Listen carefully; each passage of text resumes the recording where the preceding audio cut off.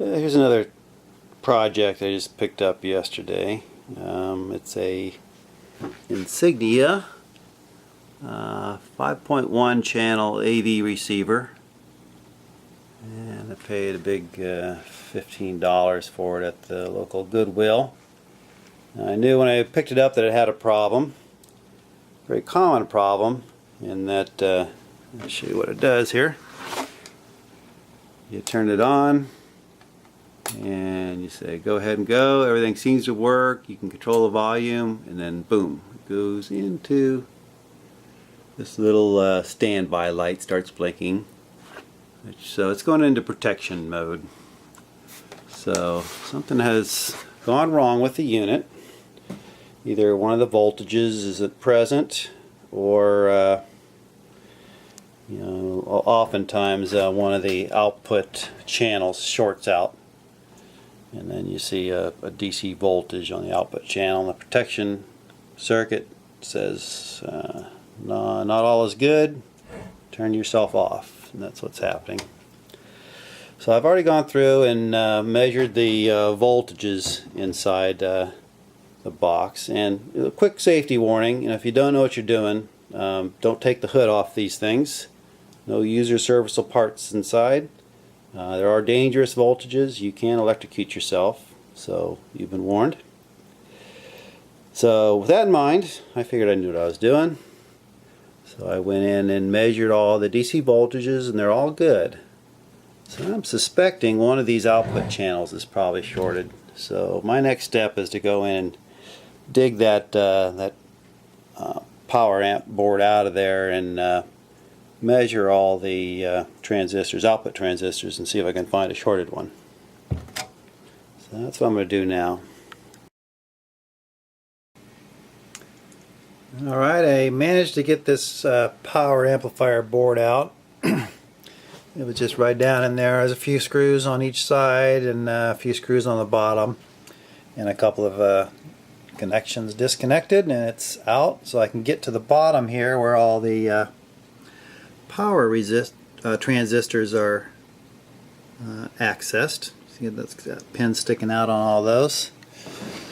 So what you do is just go along and just check. And I don't know if I can do this while I'm holding the camera, but you're just looking at the base to emitter junction, and if you can see it, it should show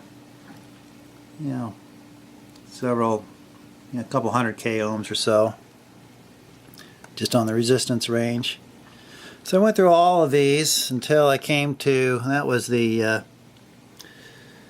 the center, what is that, the surround left. And then I came over here to the front left and went across the emitter collector junction, and look at that. You can see that, but 0.2 ohms is basically a dead short. And that's true on both pairs of these output pairs, both the PNP and the NPN are dead shorted.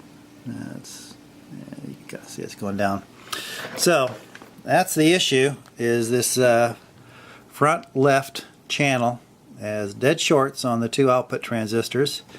And I went and measured these little emitter resistors, which are right here. There's two 0.22 ohm resistors in parallel to make a 0.01 or 0.1, I'm sorry, resistance on each emitter, and those four are also open. So I'll have to order those, and the two transistors. This bias transistor in the middle seems to be okay. I'll go in also, when I get this thing apart, check some of these other transistors up here on that stage to make sure that they're good. But that seems to be the issue.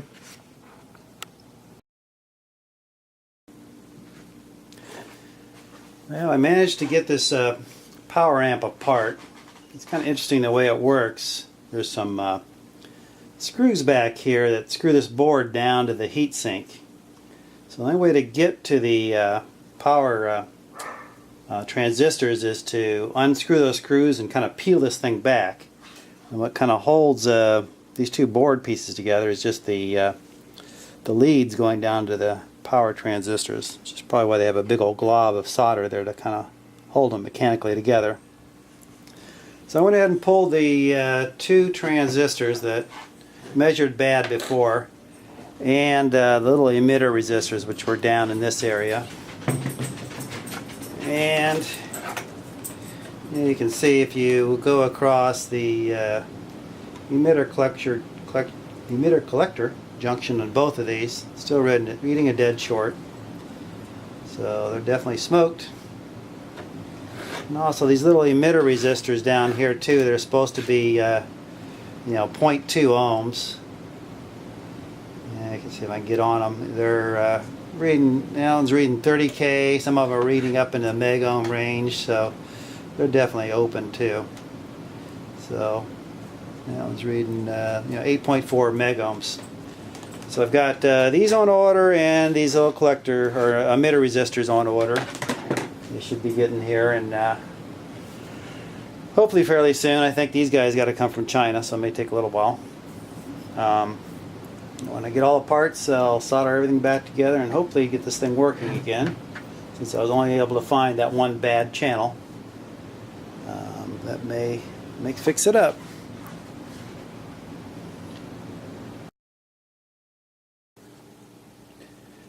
And here's a real quick update on the Insignia amplifier or receiver here. I did receive the little emitter resistors, those little guys right there. Got them soldered in. They're little 0.22 ohm resistors, two of them in parallel to make I guess 0.11 ohm for the emitter resistor.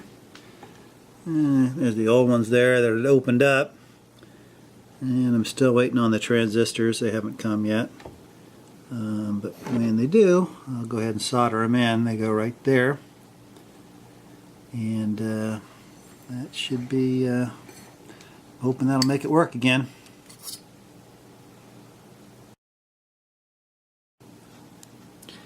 Yeah, I got the new output transistors from China, of course, and ordered a couple extra sets just in case, and I got them soldered in there where the original ones were, and with the thermal paste and everything added in. So I'm about ready to put this module back in the amplifier and fire it up. This is actually pretty easy to put in. It's just a kind of just slides in. You can see there's little slots here on both sides of the chassis that the amplifier module fits into, and just kind of drops in. So I'll go ahead and drop it in and see what. Okay, I got the amplifier board back in and hooked up. I haven't put all the little things to hold down the wires yet, just in case this doesn't fire up, but let's give it a try and see what happens. Okay, hit that button, hit the standby, and so far so good. Hasn't gone into protection. And there's the speaker relay clicking.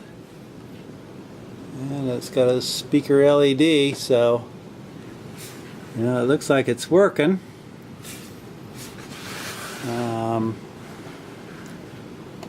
Go ahead and plug some speakers into it. Let's see what it sounds like.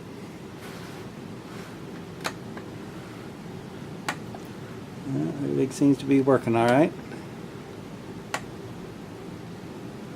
Figure this out here to see if I can make all this work. All the inputs. I don't have the remote, so it may take a little playing around.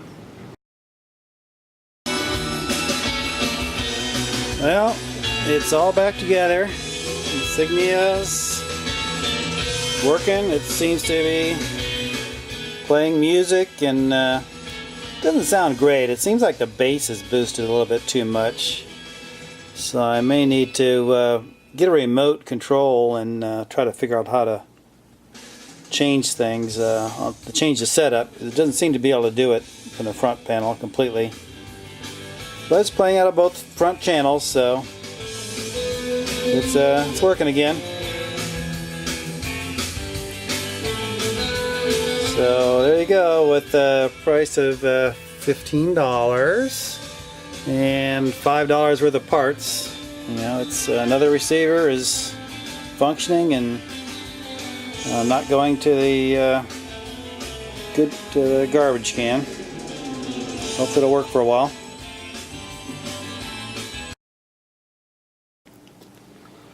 Well, here's a little segment of the video. I don't know if it'll make the final cut or not, but I just wanted to talk a little bit about kind of this hobby, I guess, for me. You know, I'm a retired electrical engineer, and I never really did this type of work, you know, in my professional career, but started watching YouTube videos on, you know, people like Uncle Doug and Dr. Cassette and those guys that kind of do this semi-professionally, and Blue Glow Electronics is another one I watch, and it kind of got me interested, and you know, maybe that would be fun to do. So, you know, I picked up this thing, like I said, at Goodwill. You know, it cost me $15, and you know, if I could fix it, good. If not, you know, it's a good learning experience. So I just showed the segment where I pulled those guys out and tested them and made sure they were bad. Kind of what I wanted to say too is, you know, I'm a rookie at this, and it really doesn't take a whole lot of sophisticated equipment to really get started. You know, some of those guys, you look at their videos and they've got walls of test equipment and everything else, and can, you know, measure distortion and scopes and everything, and I aspire to have all that, but so far not. Started out by treating myself to a nice fluke meter. You know, I had limped along for many years, you know, with the little cheapos from Harbor Freight, but when you start working on mains rated stuff inside, you know, don't go with, you need a good meter to be safe. And also built myself a little dim bulb tester. I got a little isolation transformer there, and a small little variac. And some of this stuff is really more for, you know, working in the old tube type radios, which I got over there, which I'm also working on, 1939 Sentinel tube radio. But it's applicable to the modern stuff too. So, you know, if you got the training to keep yourself safe and the knowledge, you know, I'd suggest go ahead and, you know, get yourself a good meter and some protection electronics, and, you know, give it a try. My workbench, you know, I don't have anything sophisticated here. It's just a table down in the basement. I'm actually sharing it. It's part of the brewery too. I've got a batch of black IPA fermenting right there. And here's the finished product. Excellent stuff, by the way. So that's it. If you're interested, give it a try. It's a lot of fun, I think, so far.